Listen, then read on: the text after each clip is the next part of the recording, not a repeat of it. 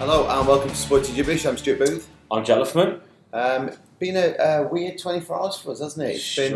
Strange. I'd say a little bit of an element of an emotional roller coaster. Yeah. Just as the camera's got wheels and moved away from us. I was just panning. Just realised we were a bit too close. Yeah, panning au chocolat. So we are no longer members of Gems WSO and we're on to Pastures New, and we had our final soiree last night. Yeah, still feeling a little bit. You're looking a bit heavy-eyed there. Yeah. You almost look like you're from Asia. Yeah, I'm just tired actually. And I didn't hear. I think I woke up at 5:30 to go to the lavatory because now I'm of a certain age. I can't get through the night without having to go to the lavatory, and I didn't hear anything until 5 to 1. It's literally dead to the world. That's a good attempt. But still tired now. Right, well, on today's show, we're going to do a little bit of football. We've got a challenge coming up shortly. Talk a little bit about the old cricket because England played India this week. Finished Test match, and then obviously last night they played T20. Yeah, and I've got a little bit of a question for you about a certain footballer and potential predictions for the Premier League. Okay. But we're going to start with the challenge. Yeah. So, final challenge only seemed fitting to be at WSO. Yeah. So we decided to step into Stu's domain. But again. I'll send. Again, we did golf last week. It's the first time. Second time we've done football related one.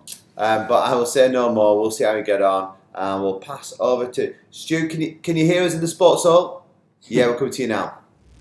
Yeah, studio. Yeah, we've got you loud and clear. Yeah, welcome to the sports hall for today's challenge. Jack is entering my domain. He doesn't know what this game is yet. I'm about to explain it. Explain to you guys as well. We're playing a traditional game called two touch. Dead simple. You're only allowed 2 touches on the footballer. Okay, so if you have to save the ball that's past the bunch, 1 touch. Your second shot would then have to be a shot back. We're playing goal for goal, so it's whoever scores the most goals is first one to 10. Yep. You're not allowed inside the red D. Yep. And you're not allowed to use your hands. Okay, so dead simple. If you shoot, it hits the wall and rebounds back to you, your 2 touches reset. Any questions? We're in. Right, so first one to 10. Let's go.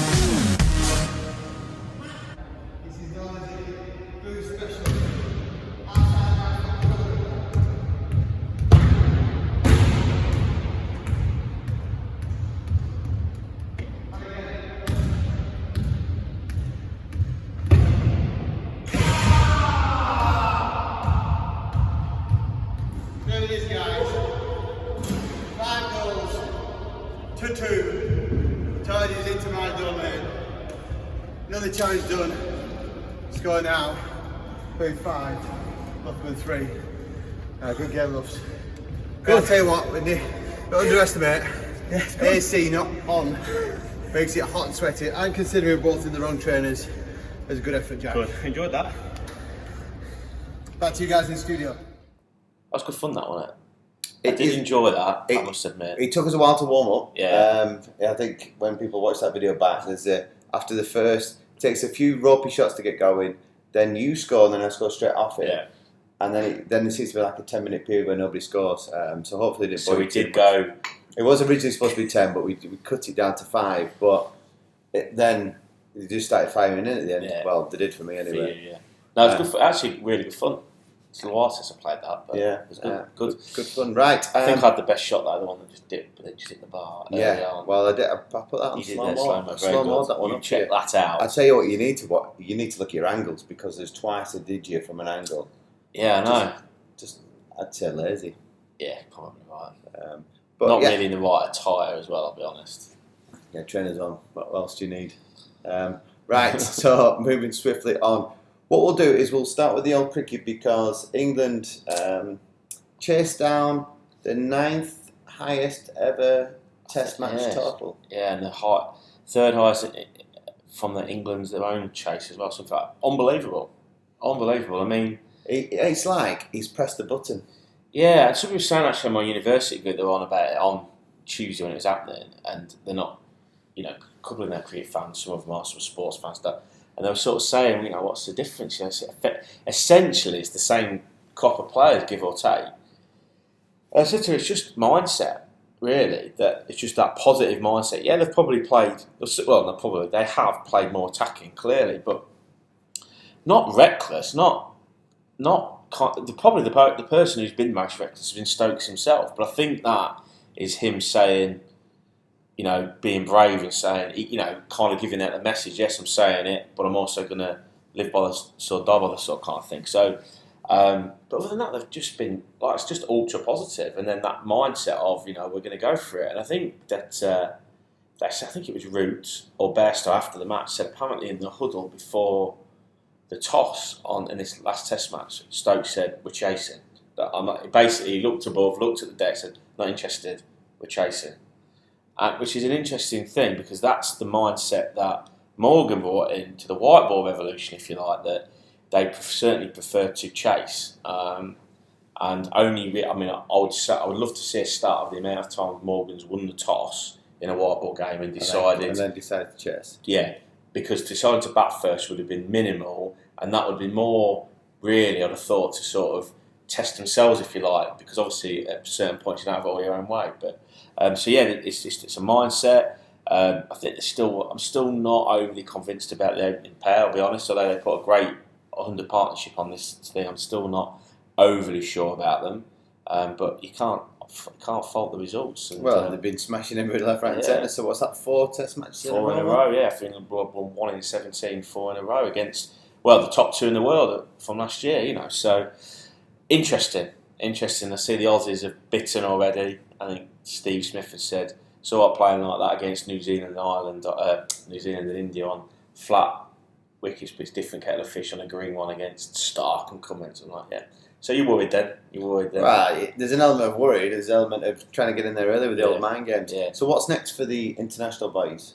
So they started their T20 internationals against India last night, so Thursday evening they lost England actually, so that's Butler's first game as official white ball captain. Let's get rid of Butler. Yeah, he got first bowler as well, would you believe? He did a jack. So they started that last night, and it lost by 50 was quite convincing, I think. So they've got maybe 3 of those and 3 50-over games. And then I don't know which comes first. They play South Africa in a Test match series and also a white ball series, but I don't know which way around it is. So plenty of international cricket coming up. But what I will say, get this right. So the quarterfinals, which we were watching a rerun of last night, of the Vitality Plus, Lancashire versus Birmingham. Yeah, wasn't it, from earlier in the week? Or was it a group game? Anyway, so the night before, Wednesday night, my team Surrey playing a quarterfinal against Yorkshire. And at the same time as international fixtures, So a quarter final of a major sporting thing at the same time. So the game, and not just the game was devoid of Sam Curran, Reece Topley, David Milan, Joe Root, Johnny Bairstow. Willie did play, he was released from the squad. Young Harry Brook, Jason Roy, Chris Jordan. Like, you just think, and the reason I mentioned it, because of this foray about like the ECB don't want the blast anymore because they brought this 100 in, and there's still this controversy over that. Sorting a schedule like that doesn't actually ease that comment, that narrative, does it? No, and it also detracts away from one of the fixtures, doesn't it? Because you can't watch both. Yeah, exactly. So if you want live fans there, yeah, then you're really shooting yourself in the foot. Well, and you're trying to get people watch youngsters and that, and it's a quarter final of the competition. And yeah, it's a lot. Last night it was at the same time. The night before, the Surrey game I'm talking about is devoid of the superstars. How is that encouraging people to go watch? Surrey lose. Yeah, they did. They needed basically 6 off the last over and didn't get them. Wow. Didn't get them. Shocking. So disappointing. In retrospect form, though, they'd won in the group games. They'd won 11 on the bounce, I think. Then lost 4, leading to quarterfinals. And now they're out. Yeah, so who's in the semis then? So that's Yorkshire. I don't know the results of the ones actually, but obviously finals day will be at, I think it's at Birmingham again, which again would be interesting because that used to be one of the, up until last season 100, one of the pinnacle domestic days, and it was good. And I always fancy going to that, but it was always a Saturday for obvious reasons. But obviously, when you're playing, but I don't know when that is, where it is, and whether they're going to make a showpiece out of it as both. So it's interesting. The 100 has certainly caused them some issues, let's say. Right. Anything else with regards to cricket? No, other than I'll be playing in England next Saturday. Oh, you fly on Tuesday, don't you? Yeah. Oh, that'll be interesting. So you put yourself down for the squad? Put myself down for selection for Woodall. Reserves need again play, don't they? I probably won't play for those. Are you saying you're too big time? There's issues. Oh, we have big time Charlie on the show with us today. So Jack will be jetting off, but we're going to turn our focus towards football because it's starting to warm up nicely. I think we are 22 days away from the opening of league fixtures, and it will be Charity Shield Day. Yeah. And then the first weekend is the weekend after, and then Friday Night Football. That's right. Friday Night Football will host the first game, and it's Crystal Palace against Arsenal. Oh. On the Friday night, which is the 4th of August, if memory serves me correctly. 5th. Anyway, yeah. So that's the opening games. But interesting is, at the moment, it seems like the London clubs have just woke up and opened the purse and started to get involved in transfer action. So I think we'll start with the north to start with, because then it ends up filtering into the south. But Ronaldo has just been told by Manchester United that he's not going on their away trip, their pre-season tour. So he's now been told he'll be staying at home, which makes it sound like he's going, but where could he go? And this is my question to you. Which clubs out there would want Ronaldo? I know there's rumour of Chelsea, a loose rumour of Chelsea, but I want to throw this to you, Jack, and then you can obviously expand on if you think there's another club out there. But do you think it's out of the realm of thought process for him to end up at PSG? No, I think Chelsea is just I would say like a pipe dream sort of thing. However, you would say that he would potentially fit in the fact that they've not got a striker. For him, I don't think you could rule him out going anywhere, because I do think he's a bit of a cash cow, and he's a bit better profile. So Paris Saint-Germain, 100%. I mean, they've just got rid of Pochettino this week, haven't they? They started a new revolution, so he could end up there. Imagine them two in the same side. I know, after all this time, it'd be a shame that it's well past the pomp to see them in the same team, but I think it'd be pretty special. Yeah, it'd be good to see, wouldn't it? Because you look at that, you'd have a front four of Neymar, Ronnie, Messi and Mbappe. Incredible, wouldn't it? It'd be incredible. I don't know. City? Is he that loyal to Man United? I don't think he's loyal to the current management structure in United. I think he's loyal to the club as the badge. I would say he's loyal to. So I don't think he would go City. I think the only two I could see But even then, I think United fans won't be happy if he went to Chelsea. And then I did read on that, and again, I think it's human conjecture that if they wanted to stay in London, that obviously he gets on very well with our man Conte from Juventus days. But I cannot see that. I just can't see Spurs can't afford his wages. I was going to say your wages, you would never pay that. And I still think he thinks that he is fit enough to be the main man and play in all Premiership games, for example. I don't think he is, because I think that he's clearly fit, but I think it's just a different stress on your body. What is he, 36, 37? And speed goes a little bit, power dips. So I don't think that, for a number of reasons, that's happened. He's more likely, surely, to be Barcelona, Paris Saint-Germain, potentially back to Madrid, I guess. Don't know. Will he go back to Portugal? Because I'm assuming that he won't retire. Because I'm just thinking as I'm talking, could he retire? But I'm assuming he wants to go to the. No, I don't think he'd retire. World Cup. Could he end up out here in Qatar, something like that? I was thinking more maybe America. America, yeah. Could end up at Miami with Beckham. Yeah, potentially. That's where Baz was. So I don't know. For him, I don't think anything's there. Because clearly, I think a little bit like Gareth Bale, this is going to be his last move, isn't it? Yeah. You would think.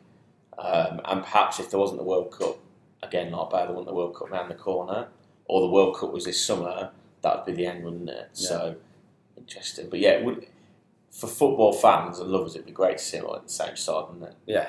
All those two. It would be awesome. Right. Manage those egos. Yeah, good luck with that. Right, so talking, and we'll stay in the northwest, Manchester City, Alvarez, the young Brazilian lad, 22-year-old, has now officially signed and turned up. He's been given the number 19 top. Think he's left. The striker Jesus has gone south. We'll talk about him in a second, which is now freed up the number 9, which I believe Haaland has taken. Yeah. And then we have little man Sterling. Yeah. Has headed, or from what I understand, it's not official yet, but personal terms have been agreed. They're talking about a ballpark figure around about 45-50 million. But he is likely to be in the blue of Chelsea from next year. I find that a little bit. I find the sign of him.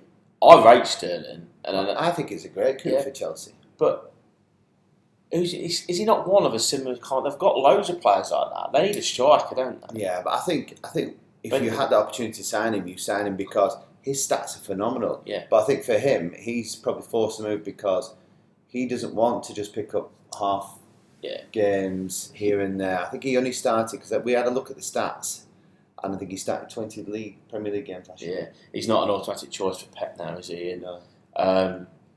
And again, with the World Cup around the corner, he's not. I know I've said I think there should be him and Kane should be the two forward players, and everything else fits around him. But that said, if he's not playing regular first team football, difficult to get in any form. So, and he has no loyalty, so we've seen that. We've seen that from time to time. Well, he showed it, didn't he? Because he was at QPR originally, so he is a London boy. Yeah, and that's when Liverpool picked him up at 15 from QPR, and then he showed that when he then moved to City. Yeah, now he's moved to Chelsea. Right, there's 2 other players that have done the same 3 clubs. QPR? No, not QPR. Liverpool, City, Chelsea. 2 other Premier League players have done this. Okay, Liverpool, City, and Chelsea. Right. Okay. Do you want nationalities to make this a bit easier? Just so we're not sitting here staring at you thinking all the time. Right. We've got 1 Englishman and 1 Frenchman. Liverpool, City, Chelsea. I'll give you a few more seconds and I'll give you positions. Liverpool, City, Chelsea. I don't know. Right. Okay. Right. They are both strikers. Right. Nelka's one. That is correct. And the Englishman. Right. The Englishman went City, Chelsea, Liverpool. I don't know. I've got no idea. Daniel Sturridge. Oh yeah, Sturridge. Who's just been released by a side in Australia, I say again, actually, or whatever. Nothing to do with betting, was it? But yeah, interesting. 3 players that have done the 3 of the biggest clubs in England. Every credit. And yeah, I mean, Sterling would be a good sign. Like I say, Sterling would be a good sign. I think he's a good player. I rate him. Yeah, I think that his stats speak volumes, and I think that's a big loss for City and a massive game for Chelsea if it goes through. Sticking in London now, we're going to go over to, obviously, we just quickly mentioned Jesus has now signed for Arsenal.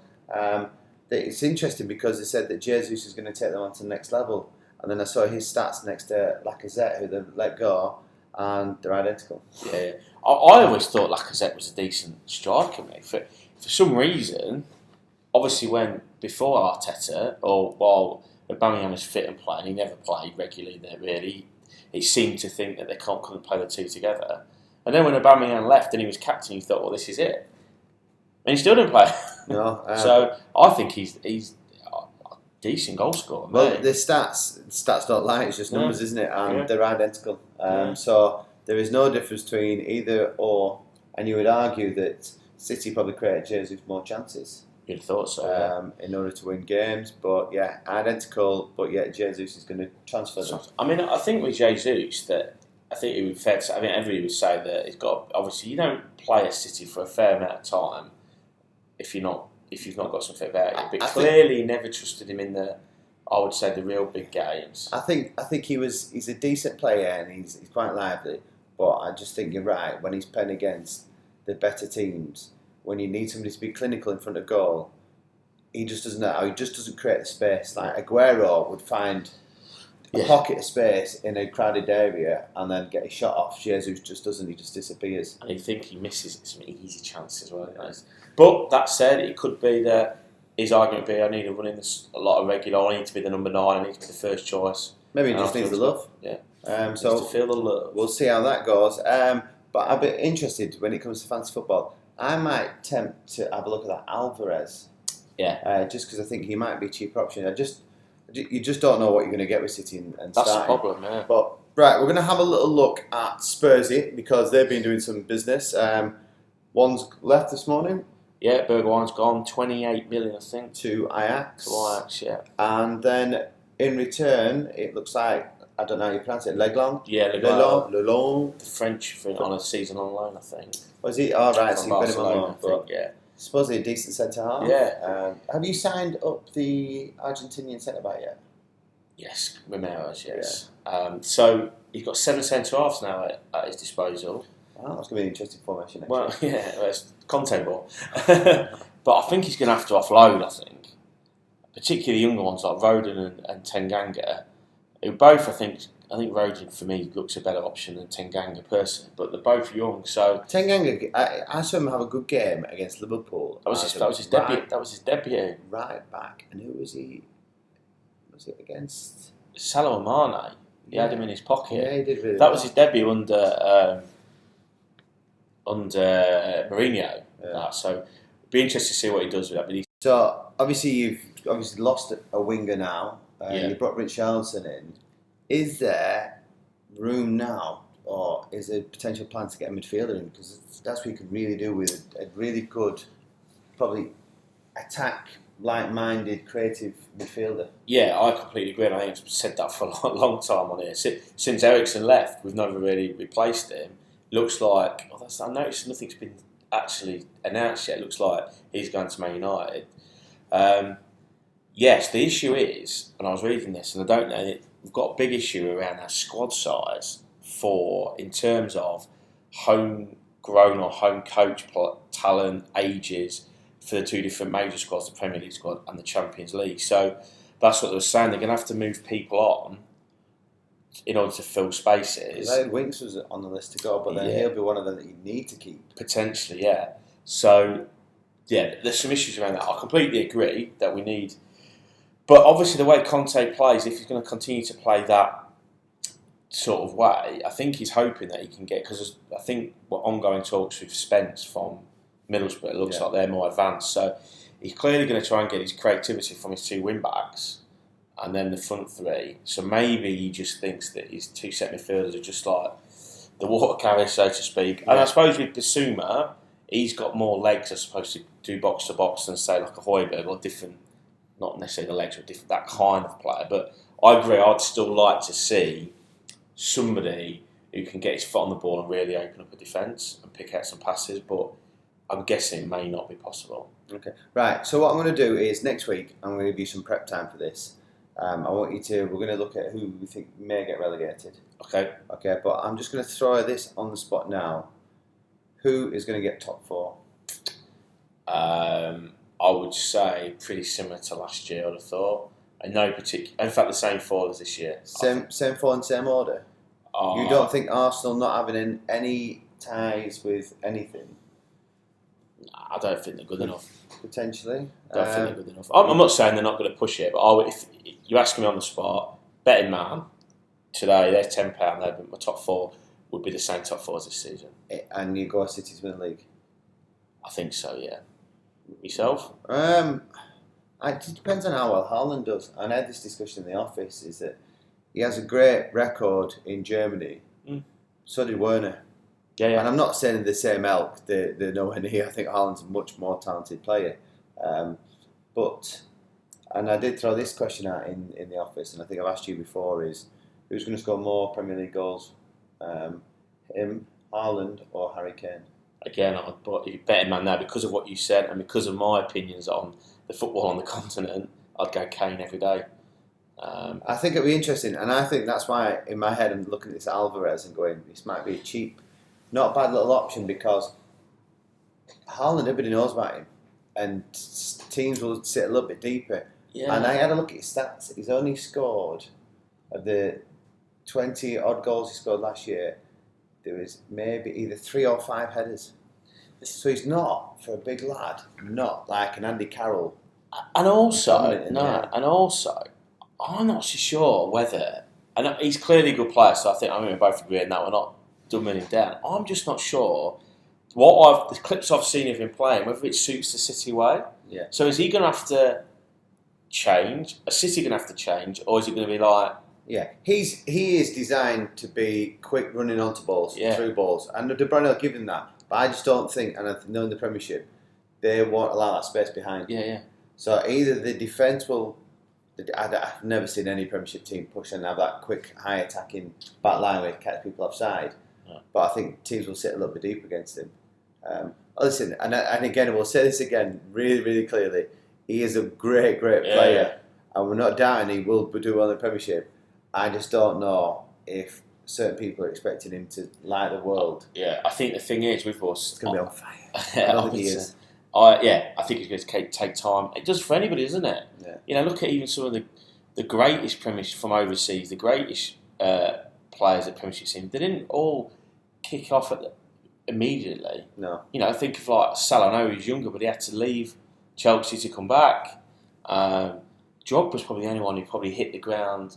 Yeah, running, but he's a different type. He was just a beast, wasn't he? Handful, and people didn't know about him. Yeah. He almost kind of came on to scene and he announced himself. Everybody knows about this. Everybody knows about this kid. He's been talked about for a good 2 or 3 years now.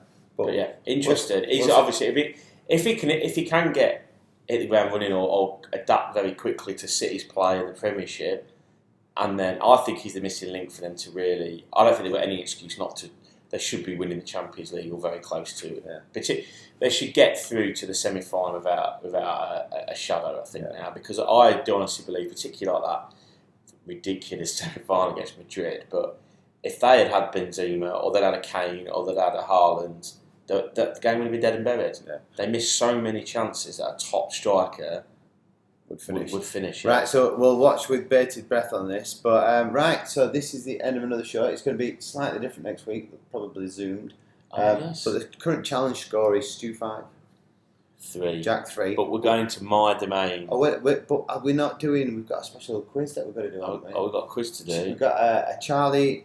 I said 90s quiz, but I don't know if it's going to be a little bit more random than that. Yeah. But we've got a Charlie quiz coming up, which to test our sporting, worldly...